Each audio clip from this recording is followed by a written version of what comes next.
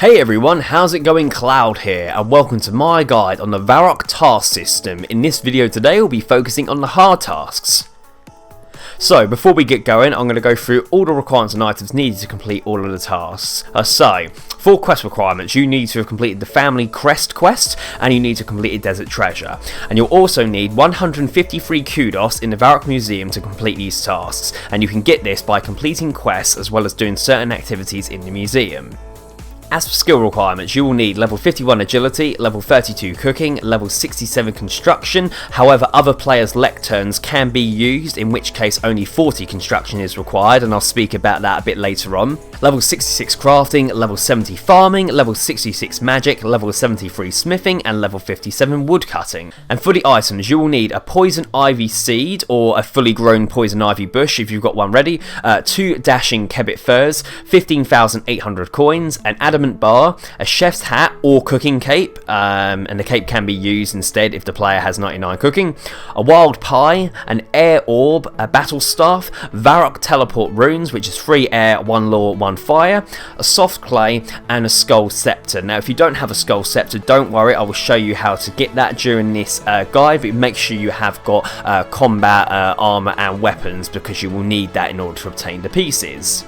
So that's it for the requirements and items. Now onto the tasks themselves. So these tasks can be done in any particular order. You do not have to follow the order I go via this guide. The only reason I do this particular order is the easiest and quickest way of completing them all as one set if you haven't completed any beforehand. Now on that note, you may have already completed some of these tasks during your general adventures across RuneScape. So what I'd recommend is if you check what ones you have completed by going to the Heroes tab, go into Achievements, and obviously you can filter it to the relevant area. So you want Varrock, you can choose to show or hide all your completed tasks and tasks part of a set. You'll be able to see any of the hard tasks that you've already completed, and it'll also tell you if there's any tasks you can't complete due to not having the relevant requirements.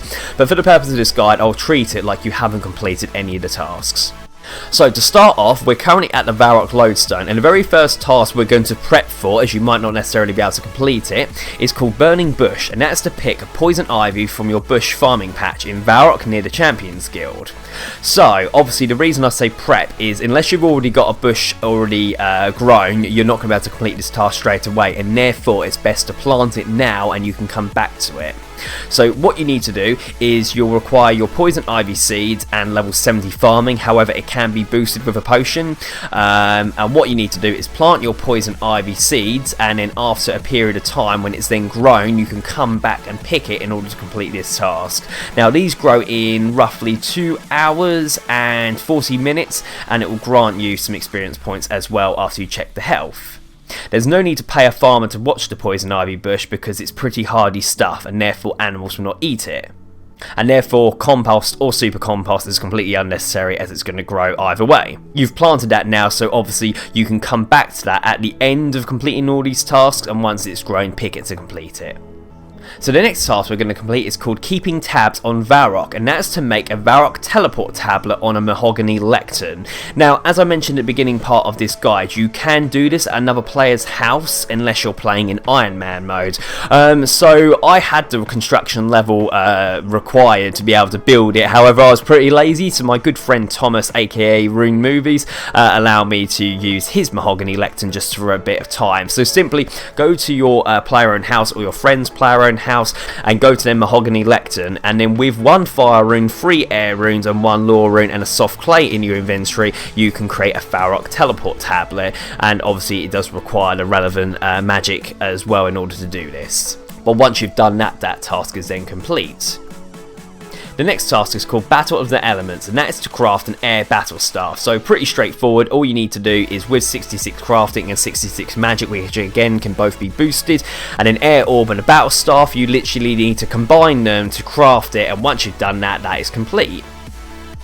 The next task is called Putting Your Smithing Hat On, and that's to smith an Adamant helmet in the house next to Aubrey's rune shop, and this requires level 73 smithing, which can be boosted, and an Adamant bar. So literally from the Varrock lodestone, if you kind of head to the southeast part of the city, you'll find Aubrey's rune shop, and you want to use the anvil, which is in the house next door to it, and once you've crafted the Adamant helmet, that task will be complete.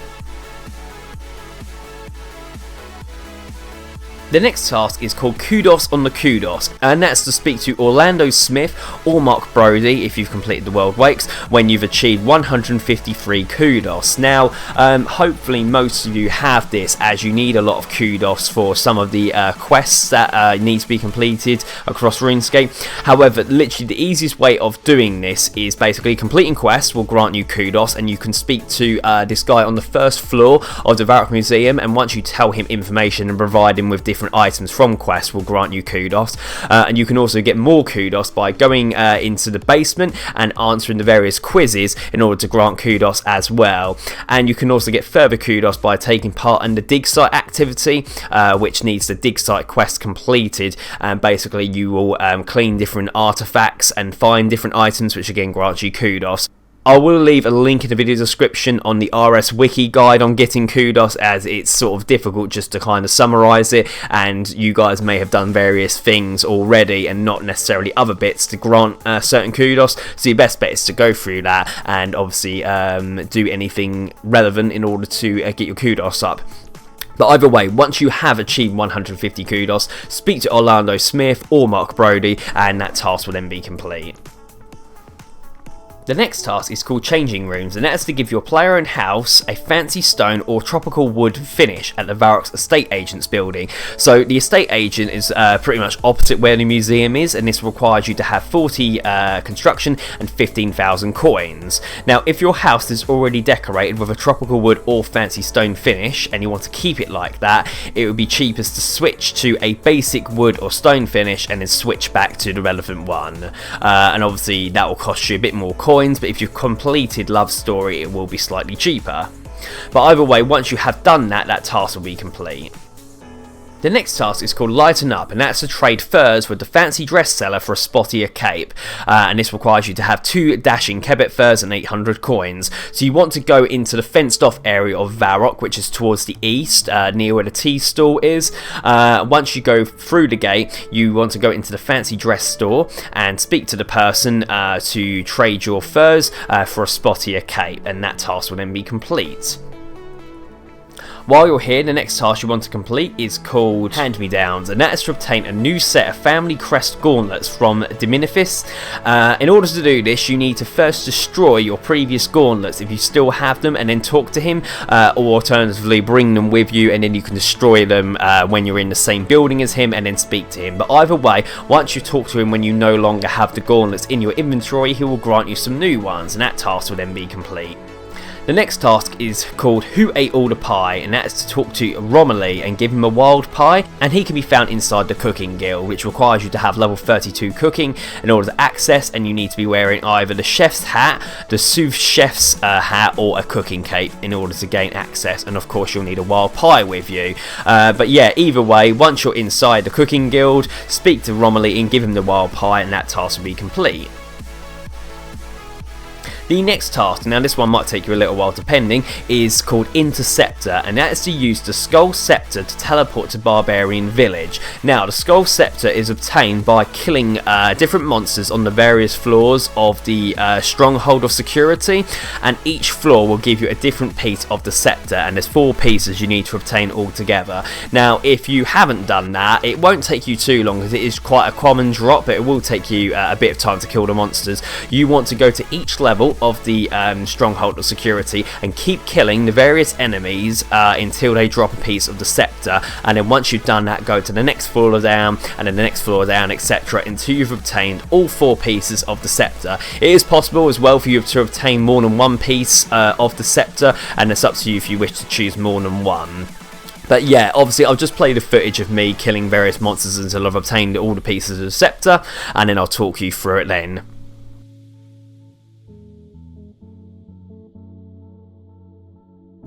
So once you have all the scepter pieces, you can assemble them together, and then if you use the Skull Scepter, you can teleport to the Barbarian Village, and once you've done that, that task is then complete. Now, the next task is called Living on the Edge, and that's to use the home teleport spell in the Ancient Magic Spellbook to teleport to Edgeville. Now, if you're not on the Ancient Magic Spellbook, what you need to do in order to change to it, and obviously you need to have completed the Desert Treasure quest, is if you teleport to the Bandit Camp Lodestone, and then from there you've got the Mirror Pyramid to the south. If you go around the back of the pyramid, there's a secret entrance which will take you to where the altar was at the end of that quest. If you then use that altar, you'll switch from normal spellbook to Ancient Magic Spellbook. And then simply what you want to do is use the home teleport spell, and once you've done that, you will arrive in Edgeville and that task will then be complete.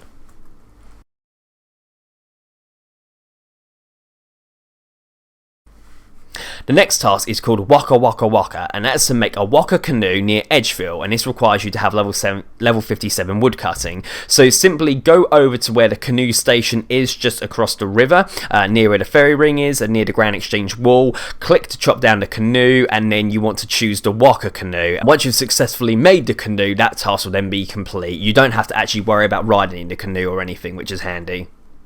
The next task is called But It Won't Warp You Anywhere, is to use the pipe shortcut in the Varrock sewers from the Moss Giants to Varrock, the Slayer Master. So the quickest way to do this, and you will need 51 agility and obviously require a boosting item if you don't have that.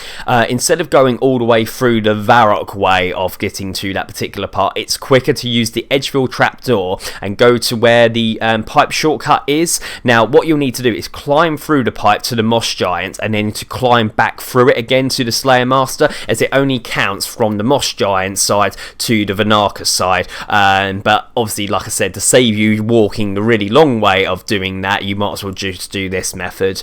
Alternatively, if you have the items to teleport directly to Varrock, the Slayer Master, you can do that as well to save time. But either way, once you've used the pipe from the Moss Giants to Varrock, that task will be complete. Now, unless you already had a poison ivy bush planted and you picked it straight away, that will be all the tasks completed apart from the poison ivy one. So simply you just need to wait for that poison ivy to fully grow, and then once you've done that, pick it from your patch, and once you've done that, that task will then be complete. Now obviously if you have done that all correctly, that should be the last of your tasks, and it will come up with a little message saying you've completed all the tasks and you want to speak to Varrock in order to finish the hard tasks and get your rewards. Obviously, in an ideal world, if you had already picked the poison ivy bush and you saved the pipe shortcut one as your last one, you'll be right near Varrock in order to finish it, but again, it all depends on if you already had a poison ivy bush or not.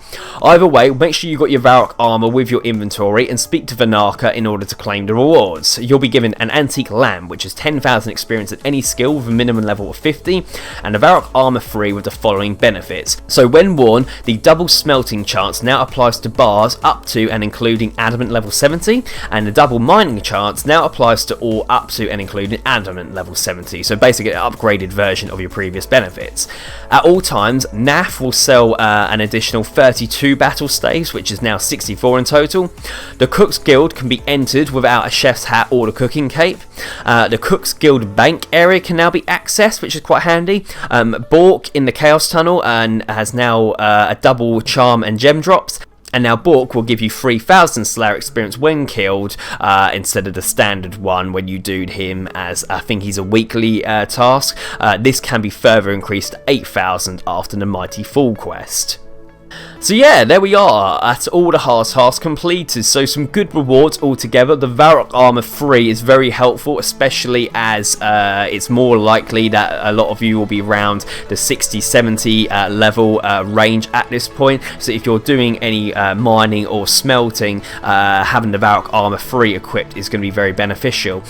Also, having access to that bank area in the Cooking Guild is quite handy, as obviously I know you have portable ranges available, but if you don't want to spend that money out, you've now got a bank right next to a cooking range. So if you're determined to get your cooking level up or go for 99 cooking, this is a way of making that easier as well.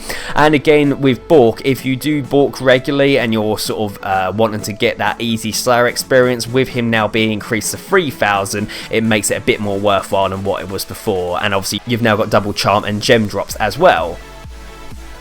So obviously there are the Varrock Elite tasks. Once I have all the requirements and items to complete them, I will obviously do a guide on that, and that will be available in the video description below, so make sure you check that out. But as for this guide, you shouldn't run into any problems. If you do get stuck at all though, leave a comment in the comment section below and I'll help you out as best as I can. If not, thank you for watching. Please make sure you like, favourite, comment, subscribe, and don't forget to share with your friends. Cheers everyone, goodbye.